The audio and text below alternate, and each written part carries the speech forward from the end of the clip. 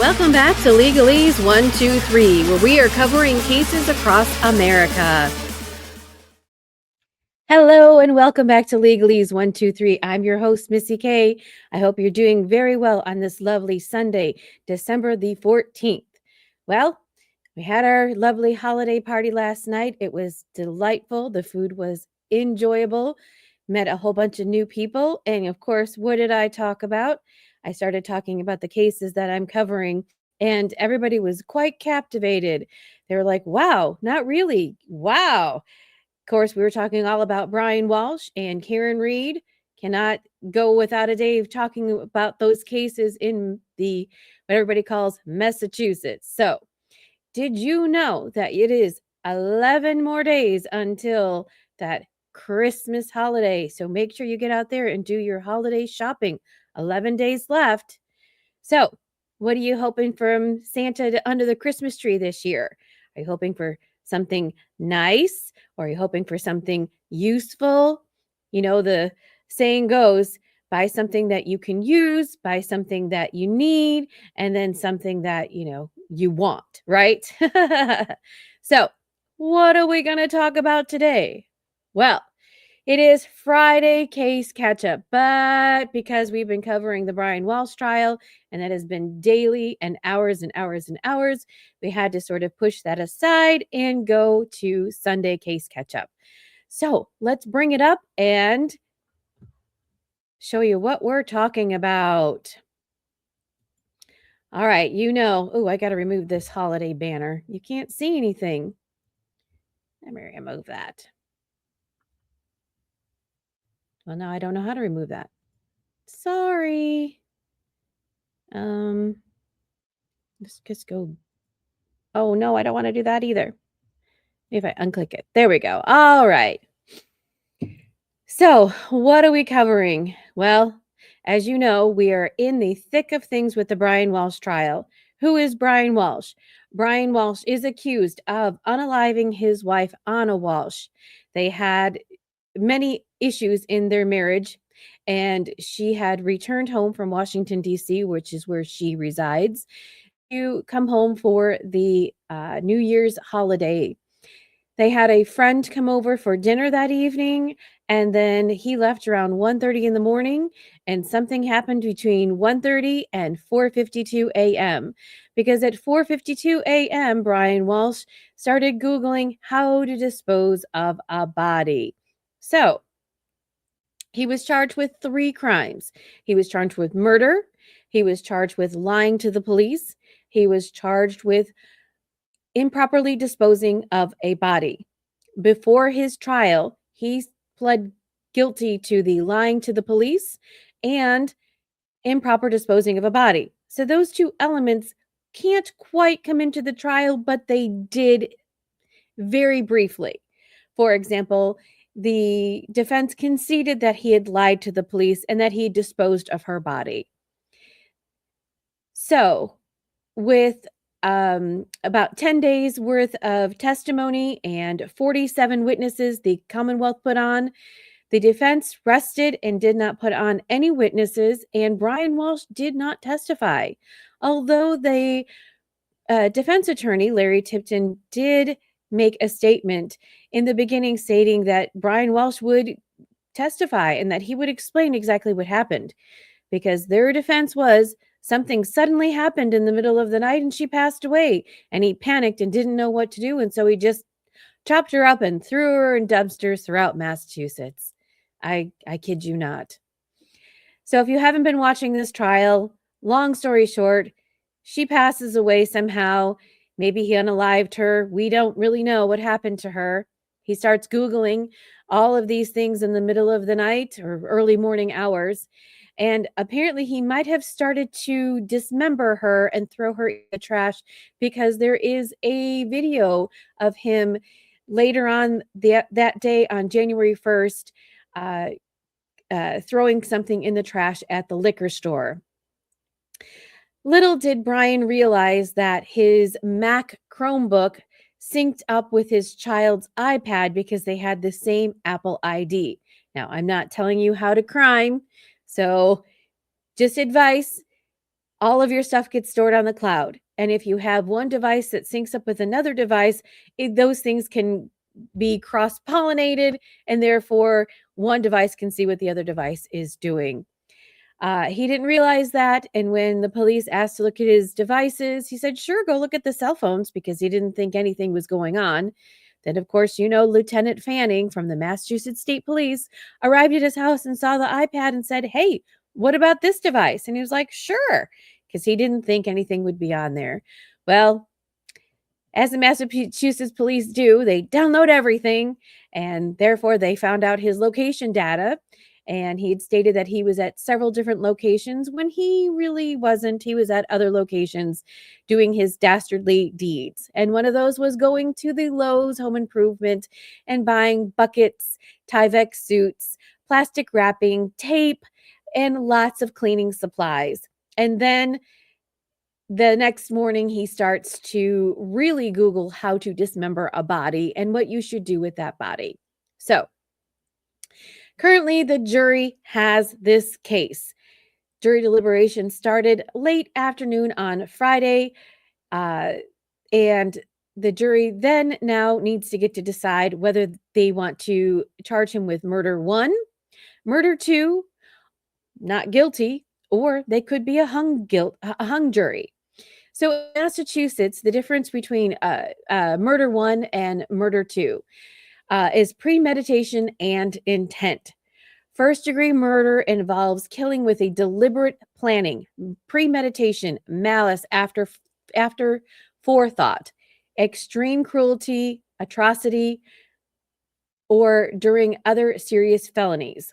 Well, second-degree murder is intentional killing with malice, but without premeditation, often impulse, but still malicious, and occurring during a non-life punishable felony. So what does that mean? Well, the Judge Frenier, who is the judge presiding over this case, she did say premeditation can be anything from planning it months in advance to weeks in advance, days, hours, and even seconds. So if you're in the act and you think that you're going to go ahead and you're going to someone, even that split second could be premeditation, which then that can go to first-degree murder. So if you don't think that he premeditated it, and also there's some other language that second-degree murder might be more appropriate. What is the jury going to decide? We have no idea. The jury did come back with questions mid-afternoon asking about 2 exhibits, one of which was Anna lying on a rug in the living room. That rug was one of the rugs, well, that was the rug that was found in the trash dump that the police got, getting his location data and looking for surveillance. They went and found that he had thrown some stuff in the dumpsters. One of the trash pulls had all of a couple of articles of clothing of Anna's, her purse, etc., that Brian had thrown away, plus a Tyvek suit, plus some plastic sheeting, and the rug. So the jury wanted to see that picture of Anna on the rug. Later, it was determined that the exhibits were not labeled as clearly as the prosecution and defense could have labeled them. So they went back and labeled them, and they're going to give that to the jury. So the jury has a readable list of exhibits. I believe there was about 265 exhibits entered into this case. So what does the jury get to decide? Well, there are text messages. There's text messages between him and her. There's text messages between her and her boyfriend, William Fastow. Google searches that started at 4:52 a.m. on January 1st and went up until, I think, January 3rd. Just a variety of things about disposing of a body, inheriting after a murder. Can you inherit after your wife is missing? Is your wife missing? What do I do? Remember, he didn't report her missing until January 4th. Video of him at dumpsters. When I say dumpsters, he had Googled apartment complexes in which he could go and dispose of her body. And there is a video footage of him carrying an awfully large black trash bag that seems heavy and him throwing it away. There is also video evidence of him at Lowe's and Home Depot. At Lowe's, he just bought buckets. At Home Depot, he bought buckets with lids. You be the decider as to what you think that means. So his location data, he was at various locations. I told you about the apartment complexes, the Lowe's, the Home Depot. He was at CVS buying, or Walgreens buying bandages and antibiotic cream because he had a cut on his hand after January 1st in the afternoon. He was buying hydrogen peroxide. He was buying ammonia because he Googled what cleaning supplies can you use to clean up blood? How can you clean up blood off of a wood floor? Just a variety of things. If you want to see a list, I'm sure you could Google it. Definitely go into the case notes and you can see the day that the police testified as to the Google searches. It is enormous. Plus, I did a case wrap up where I told you all of the things. Financial matters. Well, apparently, Brian Walsh was a trust fund baby, right? His father was extraordinarily rich, so was his mother. His father was a neurosurgeon. His mother was a heiress to the fortune of her family had imported rugs of all things, you know. So Brian had a life of luxury and apparently he was living that life. Well, he had art fraud charges put upon him. Why? Because he had sold some fake Andy Warhols to people. So the feds got involved and he was charged with, fraudulently selling art. And those charges starting from 2018. He thought that the feds were just going to give him probation, but he learned around the 27th of December that year, 2022, when Anna had come home to visit for the holidays, that the federal prosecutors were actually thinking about giving him time in prison. And that was a strain on their marriage. He was on home confinement. So he was at home in Cohasset, Massachusetts, while she was in Washington, D.C., trying to make a living. He wasn't bringing in any money. It turns out Brian's mother was paying for everything. She was paying for the rental house in Cohasset, which was anywhere between $4,500 a month to $5,000 a month. She was paying for all of the electronic devices that the kids and Brian were using.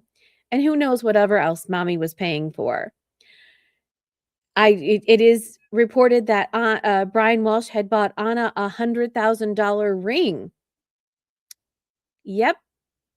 He's not making any money. Where is that coming from? They did buy and sell some properties, but it seemed like a lot of things were in Anna's name. So there were a lot of financial issues. He needed to pay restitution for his federal case.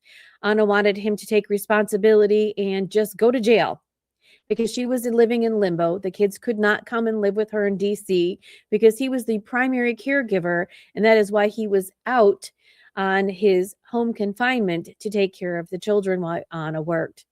So these strains, plus also she did have a paramour, contributed to all of the factors that perhaps led to her demise.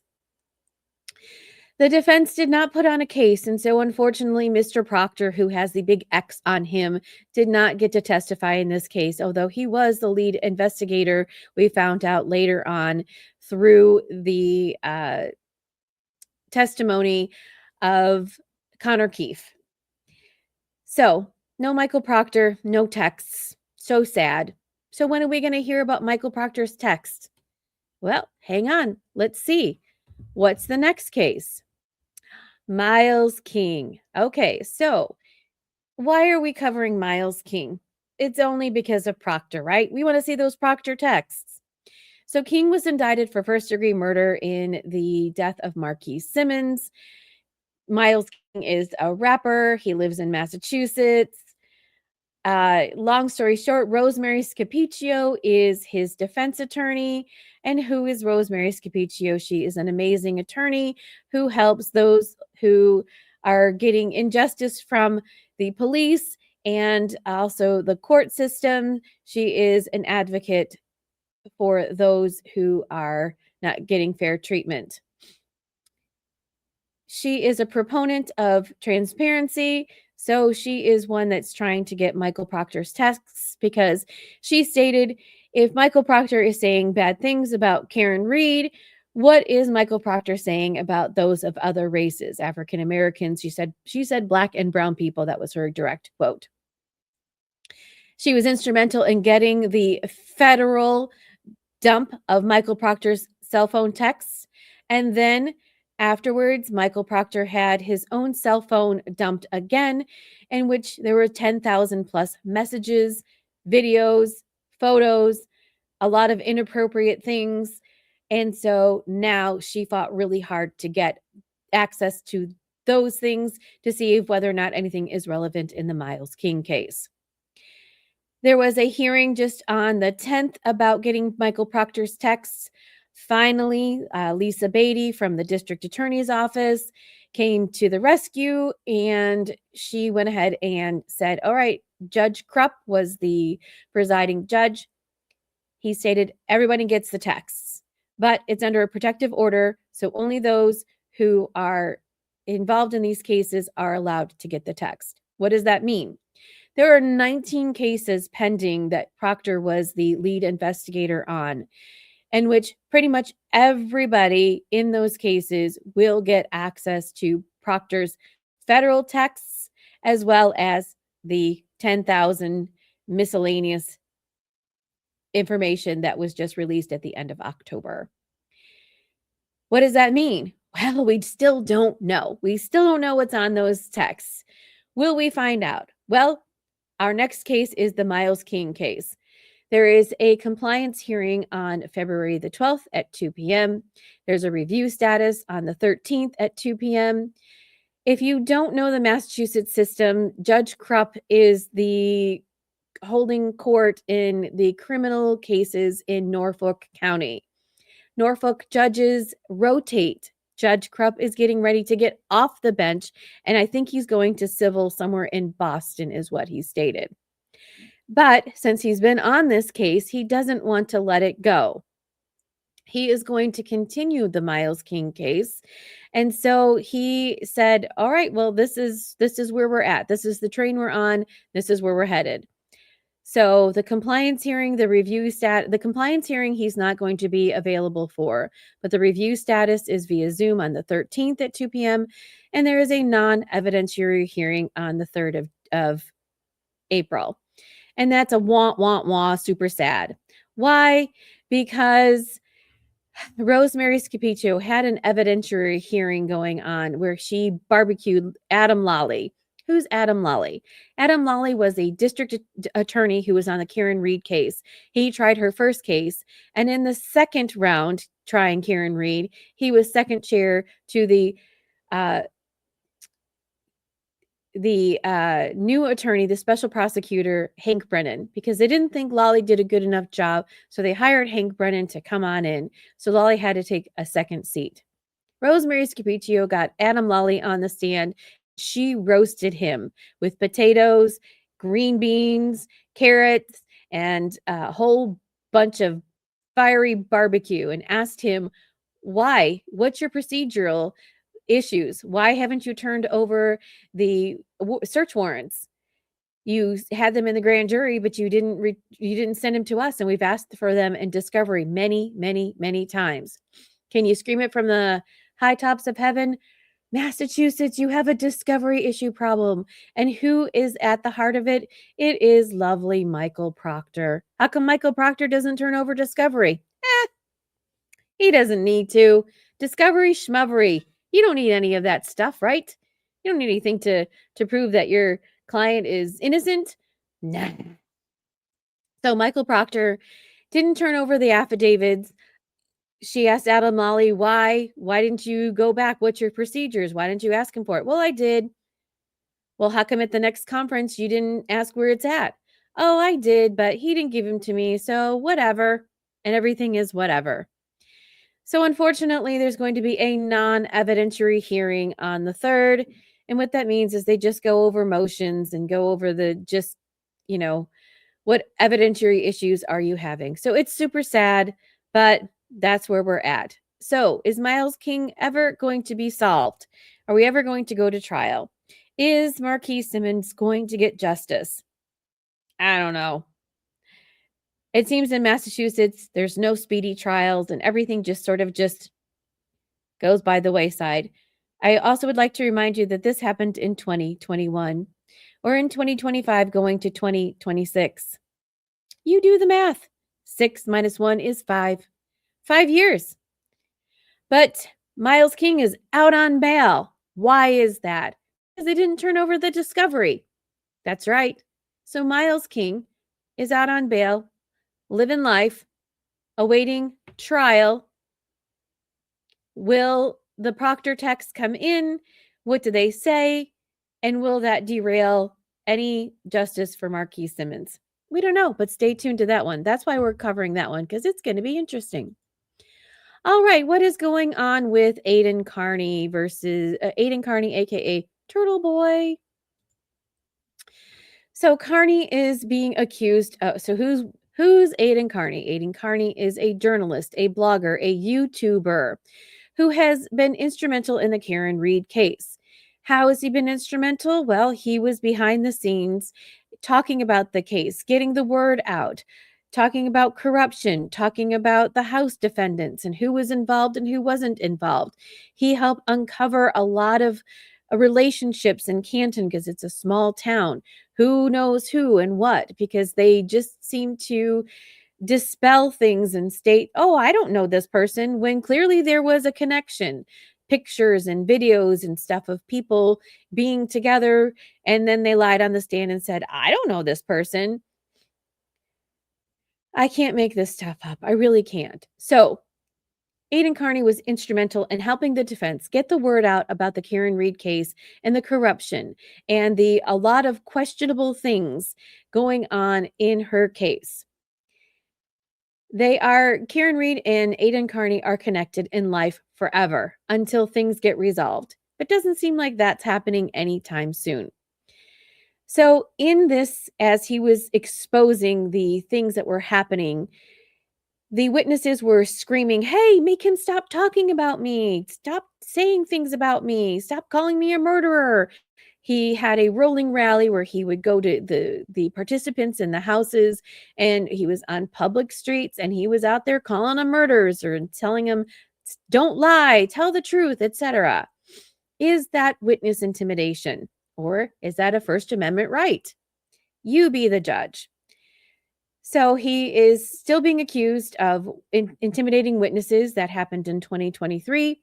And then he got a window charge in 25. What's the window charge? He was with a friend at CF McCarthy's. That is one of the bars that Karen Read had gone to on that fateful night that ended up having the life of John O'Keefe ended. So he was out with a friend, and D&E Pizza is in Canton. Canton's a small town.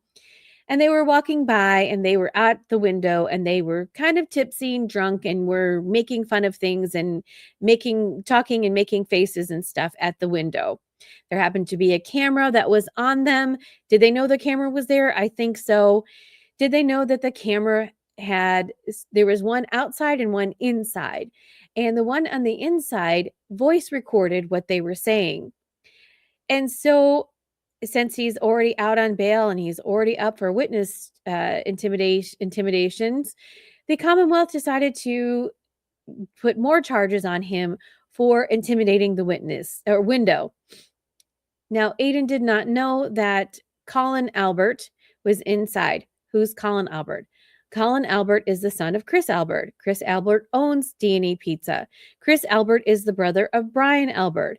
Brian Albert was a Boston police officer who lived at 34 Fairview, who was he owned the home where John O'Keefe was found deceased on his front lawn. So that's kind of the who and the what, right? There are many characters involved in Karen Read's case. There are many characters involved in Aidan Carney's case. So where are we? No more Judge Krupp. Remember, I just mentioned Judge Krupp before. Judge Krupp is off of criminal cases and now is going to civil in Boston.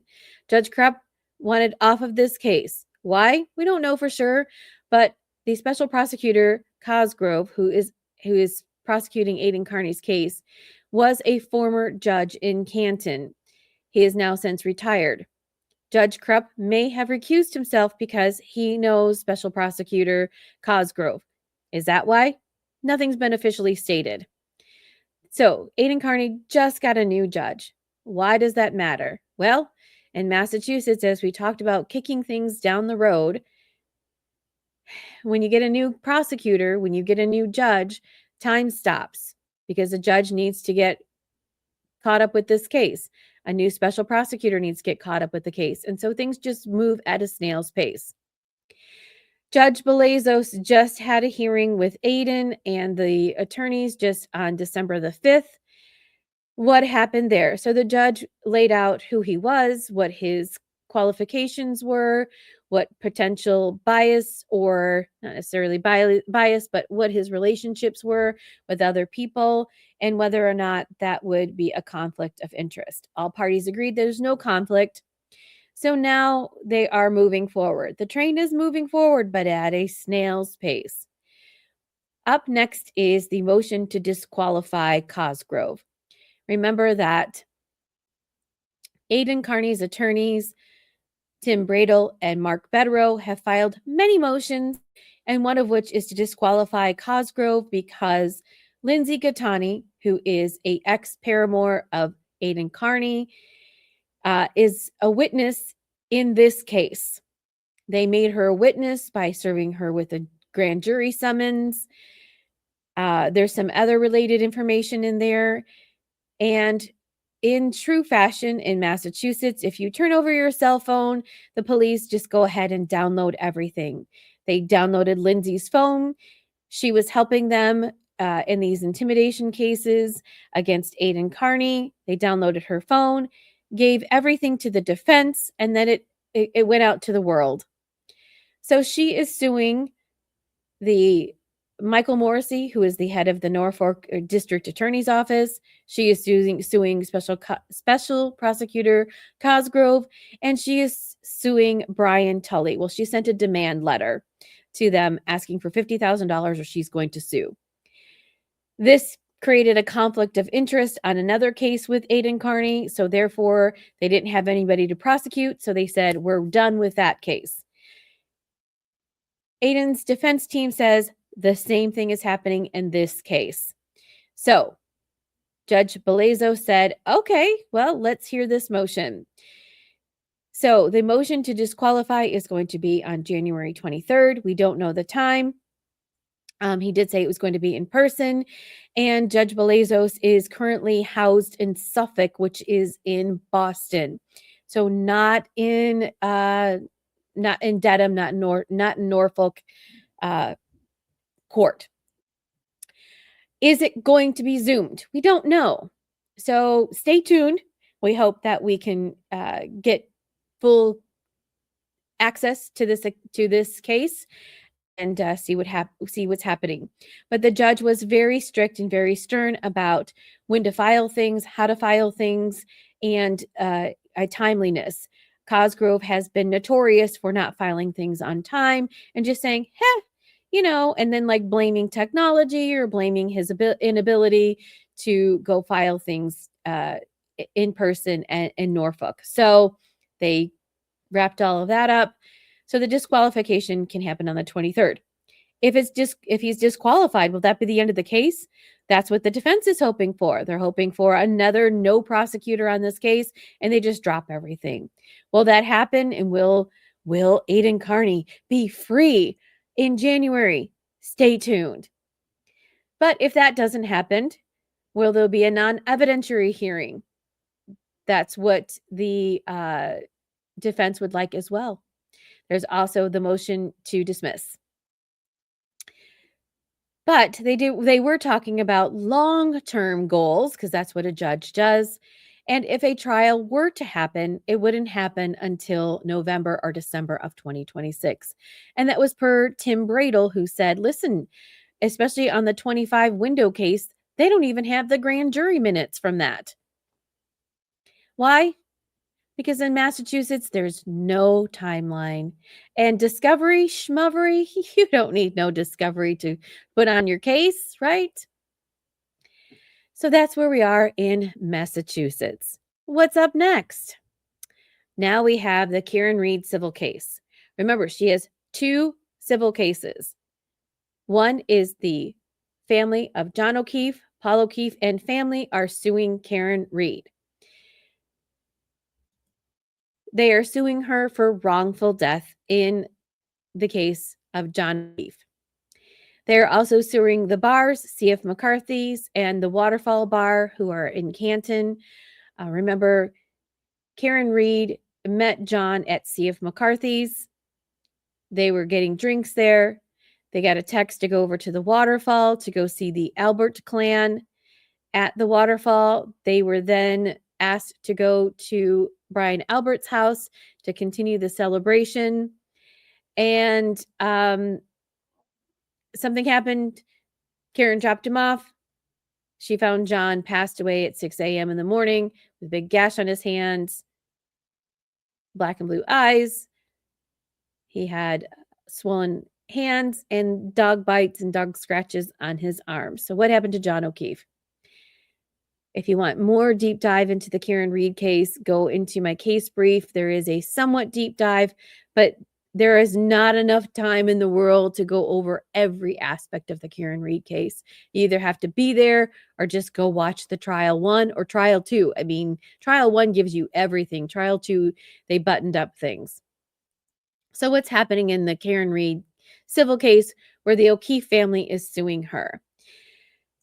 Now, mind you, Karen Read is suing everybody. And in this, in the justice, in the absence of time, they are consolidating the cases for discovery. All of the people that are involved in this case are also involved in the other case. So all lawyers and all parties involved have agreed that during the discovery process, for example, in the deposition, all parties are to be there. That means all the lawyers from the bars, all the lawyers from Karen's cases, her insurance companies, as well as the lawyers for the O'Keefe family are all together deposing witnesses to consolidate.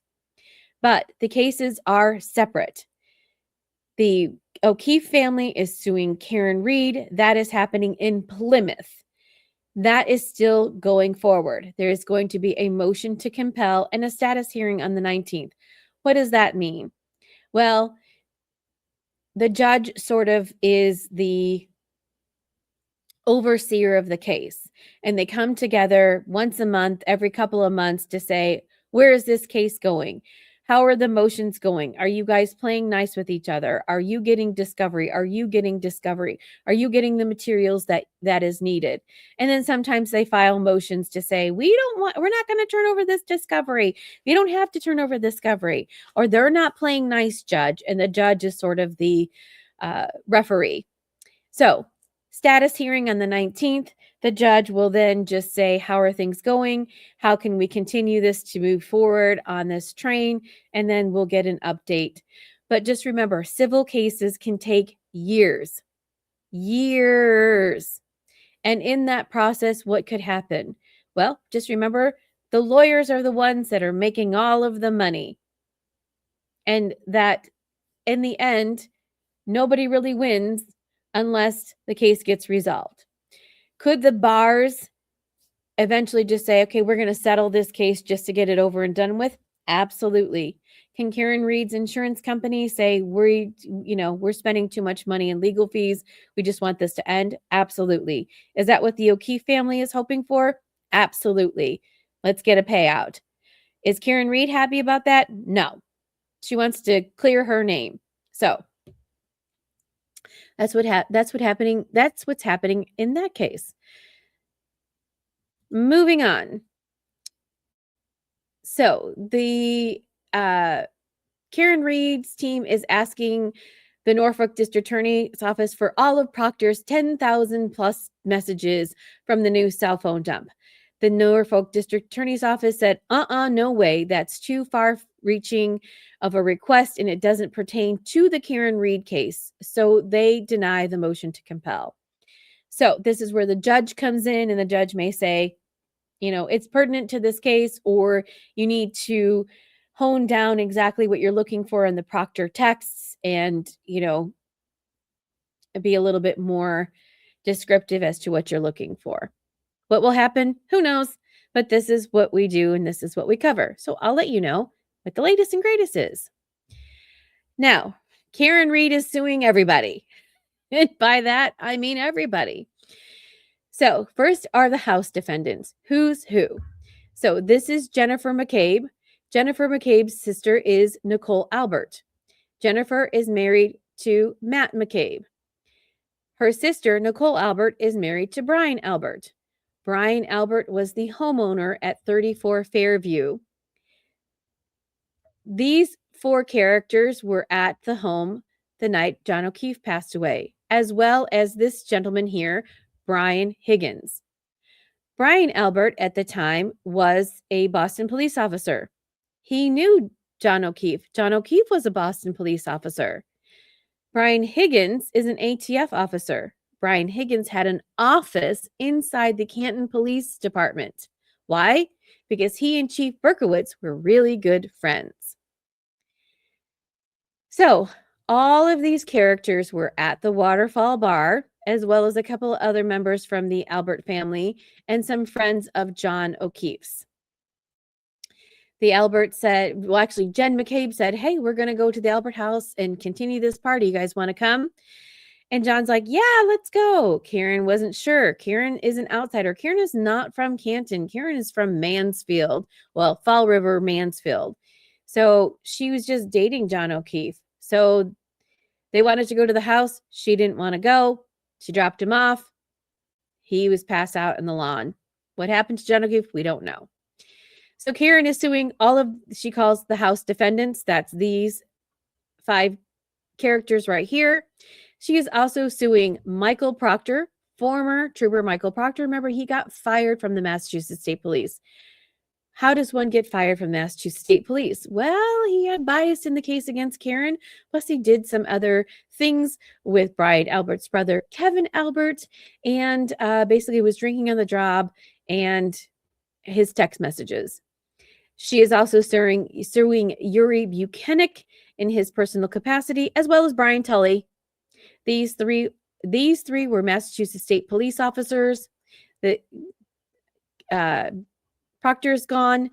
Buchanan has been reassigned, and so is Tully. She's also suing the town of Canton and the Massachusetts State Police. The House defendants said, no way. We don't want to try this case in any. So Karen filed it in Bristol County. They said, no way, Jose. We do not want another public spectacle. We want it to go to federal. Federal, there is no televisions. No cameras in the courtrooms, I should say.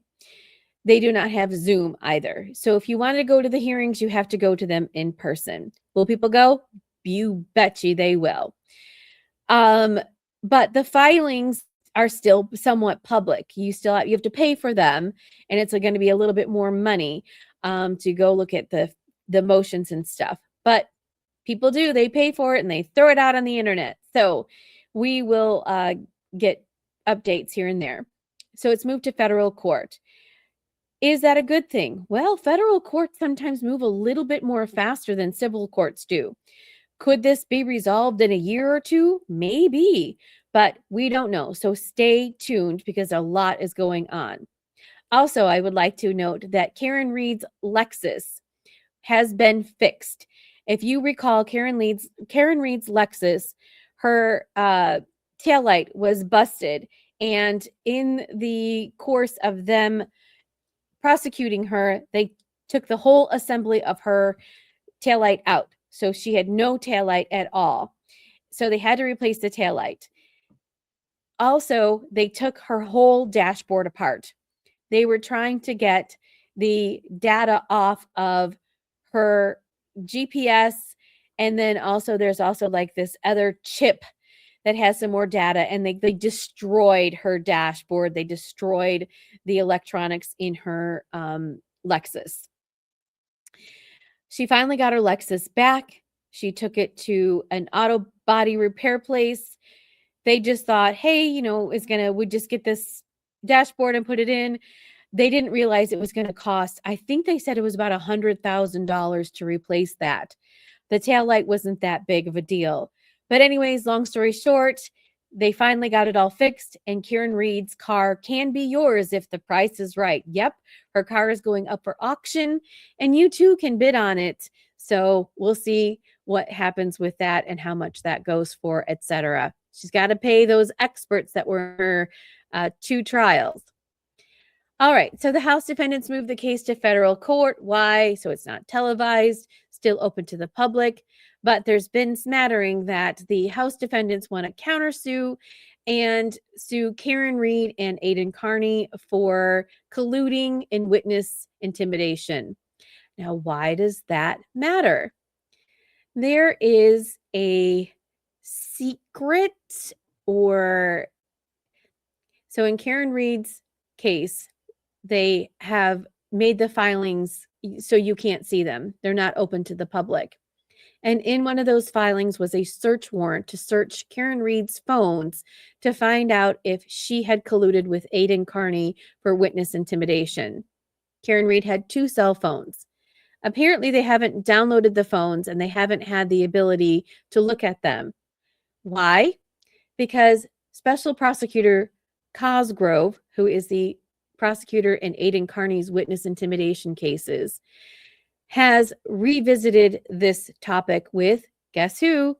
Judge Krupp. I mean, I can't make this stuff up.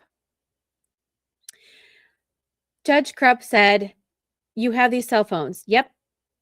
And so he has not ruled whether or not Cosgrove has the ability to download her phones, go through them. If he has the ability to do that, he needs to set up a taint team. A taint team is a separate person who is not involved in the case that can go through and look and see if there's any communications between lawyers that is not reviewable, searchable.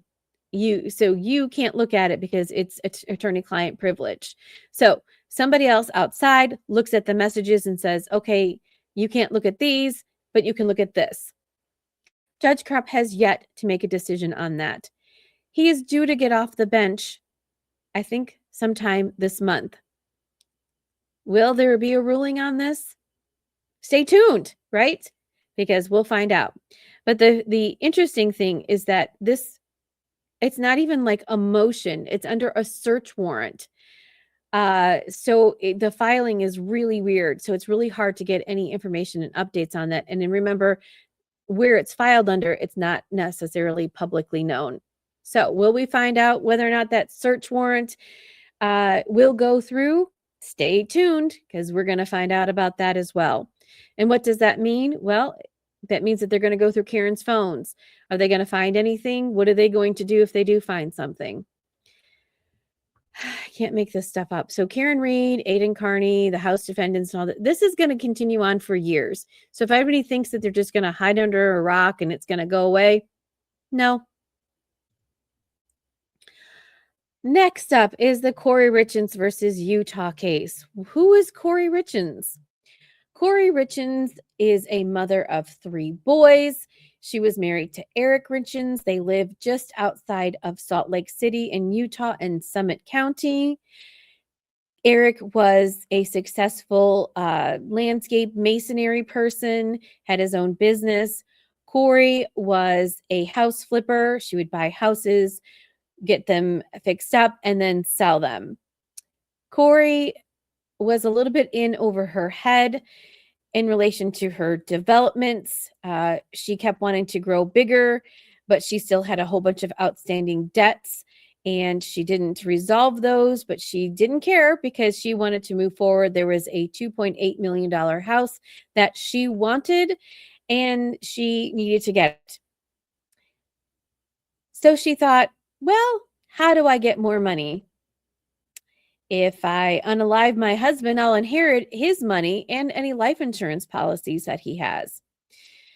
So in the in her way to unalive him It first started on February 14th. She had given him a fentanyl breakfast sandwich.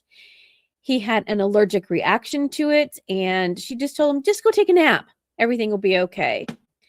In the meantime, she was out with her paramour having a lovely Valentine's Day rendezvous at one of her properties. Again, I can't make this stuff up. And so he didn't pass away.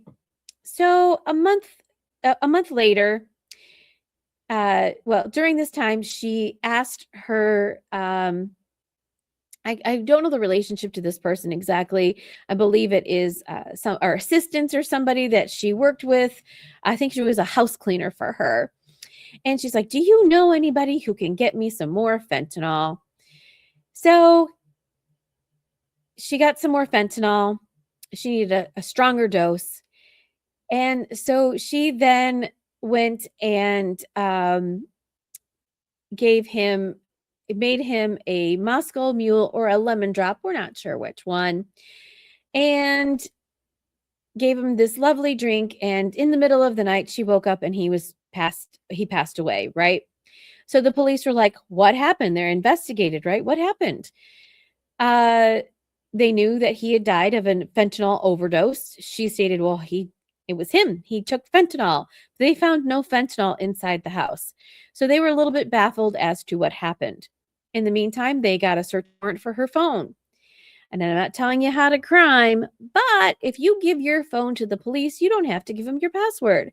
And if you have a 6-digit encrypted password, it takes a long time for them to crack your code. How do they do that? They have an electronic device, they hook up to it, and it just keeps running the numbers in a sequential order until they get it cracked. Well, it wasn't about until a year and a half, they cracked her phone. And in that, they found the text messages between her and her house cleaner looking for the fentanyl and the paramour and the financial things, et cetera, et cetera, et cetera. So she was charged. But in the meantime, she wrote a book. Again, I can't make this stuff up. She wrote a book about grieving the loss of your father. She went on radio and television to promote her book. She finally got arrested. She's also being charged with financial crimes as well. One of her deliberate schemes was that she took her husband's bank statement from his business, which was very successful. She took the header off of his, put her header on, took the footnote at the bottom and put her footnote and his bank information in between so that she could get a loan for that $2.8 million house that she purchased after he passed away. She also wanted to get into his safe where he had money, and little did she know that he had changed his will and that all of his belongings went to his sister. She didn't know that. So she's being charged for financial crimes. There was a status hearing held on the 5th of December. I covered it in my YouTube channel, so go back into the playlist under Corey Richins and you'll see the latest hearing that had taken place. So again, when you have a pretrial conference hearing, the judge sits down with both parties and says, where are we?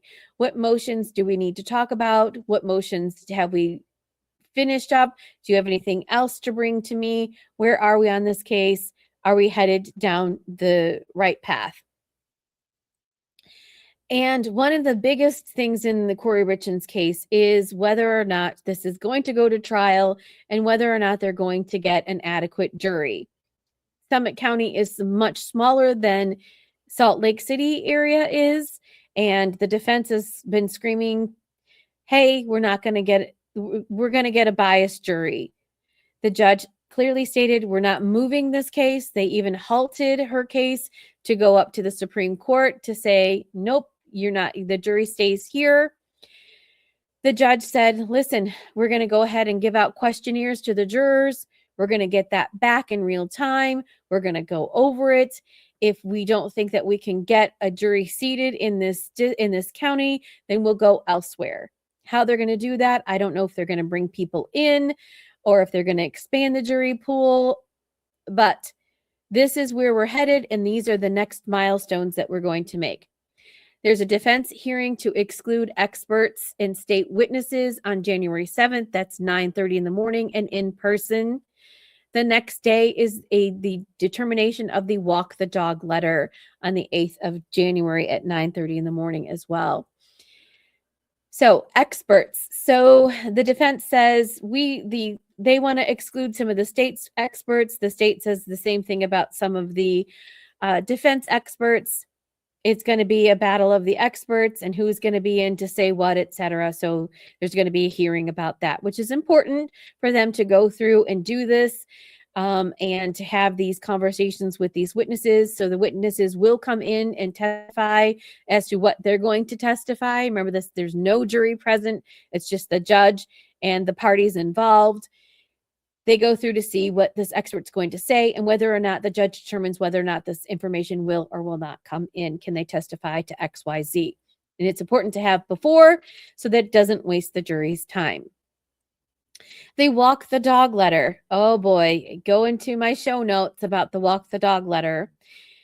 Corey Richins had written this letter. At the top of the letter, it said, walk the dog letter. She was basically talking to her mother and her brother about walking her dog. But in the letter, she had stated in a somewhat cryptic, non-cryptic way, you could read between the lines, she was telling them how to testify and what to say to the police, etc. And she was pretty much coercing their testimony. She states that it was a letter to her attorney, who was then Sky Lazaro at the time, and that it was marked for attorney-client privilege only, although it wasn't clearly labeled. So in jail, when you have something that you're distributing to somebody else, if it doesn't have attorney-client privilege labeled correctly, they can read it. And so they read it, and so then they gave it to the prosecution, and the prosecution's like, what the heck, man? Because it's exculpatory evidence against her stating that she's trying to tell people how to testify. So there's a controversy whether it's a letter written to her attorney. She also said she was writing a book. If that she's writing a book and this is part of the information for a book, then it's exculpatory to the prosecution to be used against her. Just remember, while you're in jail, anything you write, anything you say, all your conversations are on your telephone are recorded. Anything you say can and will be used against you in your trial. And if you don't believe me, go to Donna Adelson's case. Go to Charlie Adelson's case. Both of them just keep talking on the phone, just blah, blah, blabby, blabby, blabby about things in their case, and it got used against them. There have been many other criminals who have done the same thing. I'm not telling you how to crime, but I'm just telling you common sense, people, common sense. So the walk the dog letter is a huge, huge, huge part of her case. And again, this is what we're talking about in cases about what evidence can and cannot come in and why. So they are going to argue the walk the dog letter and some other motions on the 8th. So 2 days of full hearings. Now, the judge in this case, again, is very, very worried about spoiling the jury pool. He does not want to live stream any of these motions hearings. And in fact, he is also making all of the current motions non-public, meaning they're to be filed, I forget the wording, they are filed under seal. So that means the public can't get access to any more of the further motions, because the motions basically spell out what's going on. And that's how you get the tea well before the trial comes out, because you get to read what each side is arguing. The judge said that he is going to seal those moving forward so that the public doesn't know. He does not want to spoil the jury pool any further than it may or may not have been spoiled. So that is why the December 5th hearing was delayed a little bit to come out on YouTube, because the judge ordered that. When will we hear about the January 7th hearing? Maybe not until the 8th, maybe not until the 9th, maybe not at all. It depends on what the judge's orders are. Will this case be live streamed once a jury is in place? We don't know. The judge has been very, very vocal about live streaming and the implications of that. So stay tuned because we will come back and see how that case is going to wrap up. When will jury selection begin? Sometime after these two hearings, they're sending out questionnaires to start their voir dire process of the jury. The date of February 10th has been thrown out there. Will they have sent them out and get them back and start reviewing the 10th? We don't know. And the trial date had been set for the 23rd of February 2026. Will that date still remain? Remember, everything is very fluid and anything can go off the rails at any point in time.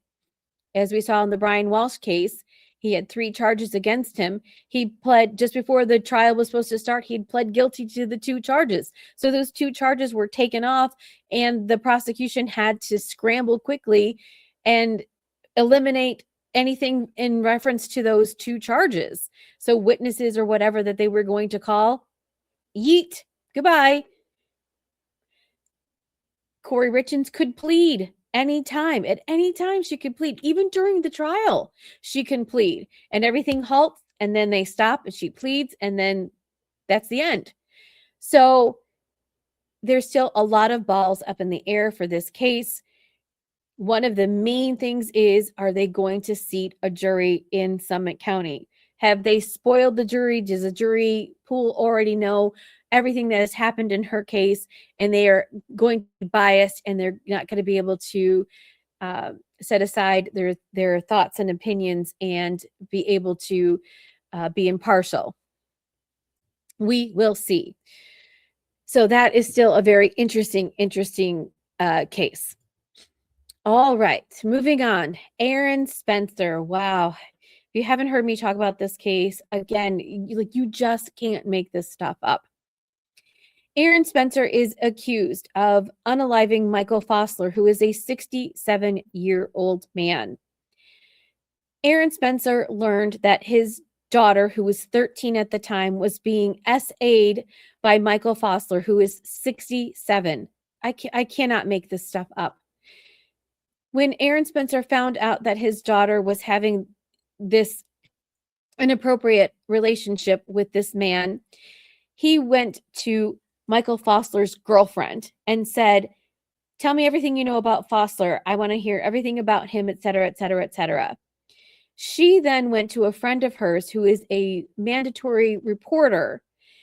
That mandatory reporter then went to the police. Even though she heard it secondhand, is she allowed to actually mandate the report that an inappropriate relationship happened? Either way, it doesn't matter. So she went and told the police. The police arrived at Aaron Spencer's house. Aaron Spencer was very cautious and very deliberate in his conversations with the police because he didn't know how to handle it. He had just found out.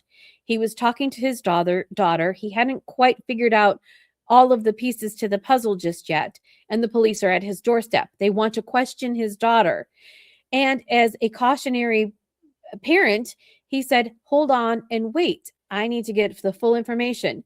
But before we move forward, what is the procedure in moving forward with the prosecution case against Fossler?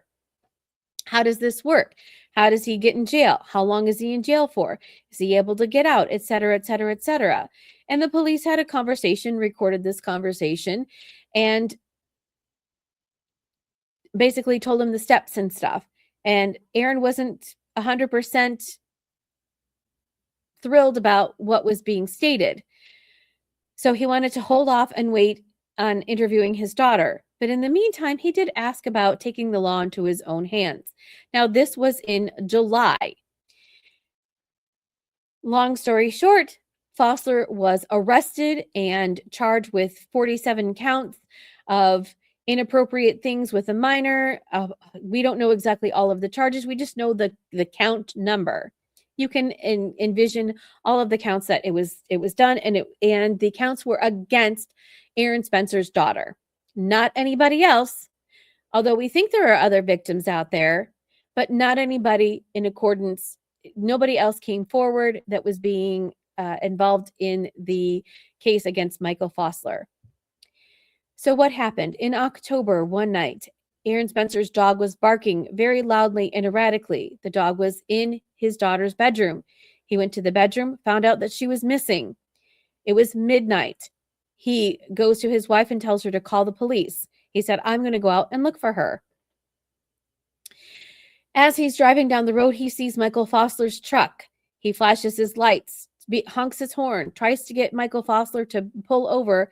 Michael Fossler is in the car with his 13-year-old daughter.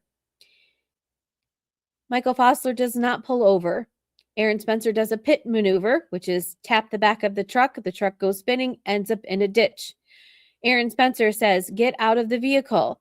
Michael Fossler grabs Aaron Spencer's daughter to make her not come out of the vehicle. And he's screaming, get out of the vehicle, get out of the vehicle. Michael Fossler gets out of the vehicle. Aaron Spencer tells him to put his hands up. Michael Fossler says, F you, and goes to grab for something.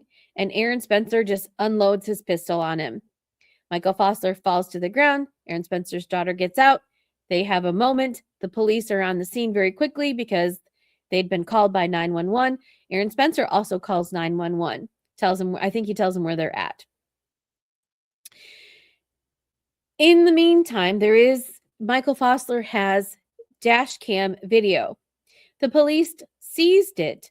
They looked at the video, apparently, put it into evidence, but guess what? It's missing. Just magically disappeared. Nobody knows where it's at. And the defense is screaming to the high heavens, hey, this video is missing, and it could prove that my client was justified in his actions.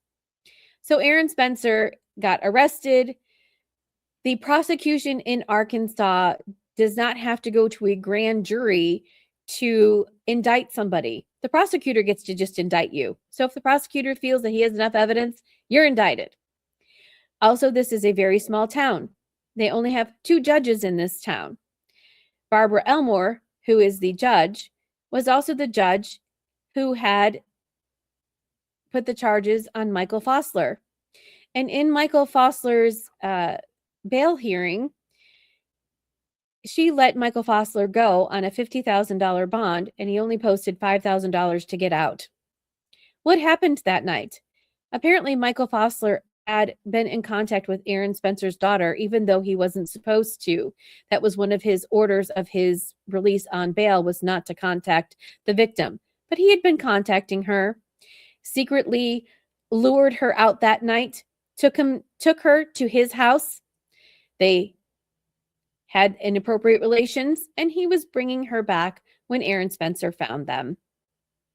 Yep, Aaron Spencer found out after the incident with Michael Fossler that Michael Fossler had SA'd his daughter once again.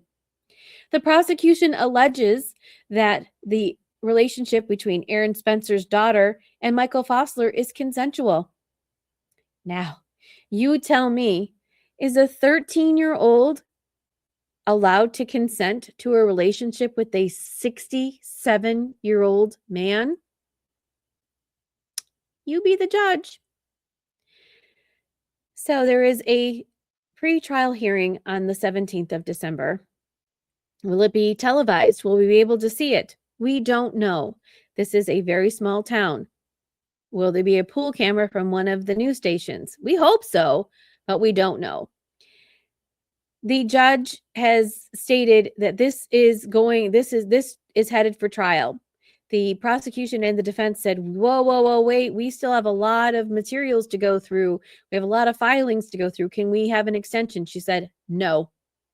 This is also the same judge that put a gag order on this case immediately right after Aaron had been indicted.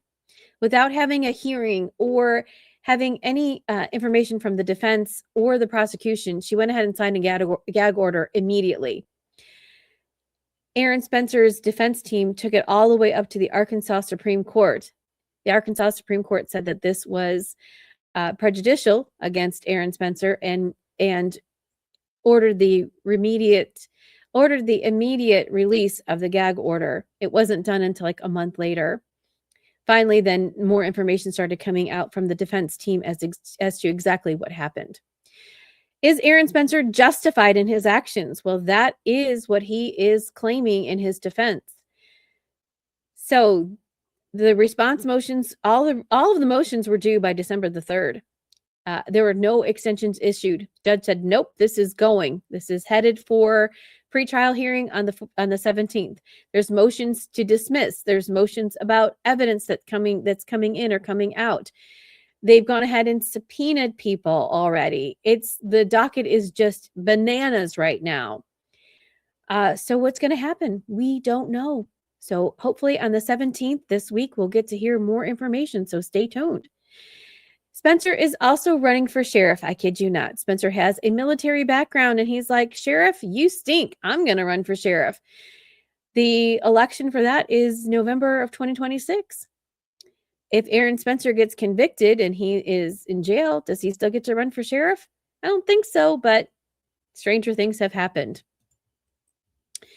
So I will do an update on the latest court filings in the Aaron Spencer case, the missing camera footage. Does that sound familiar? Justification as a defense.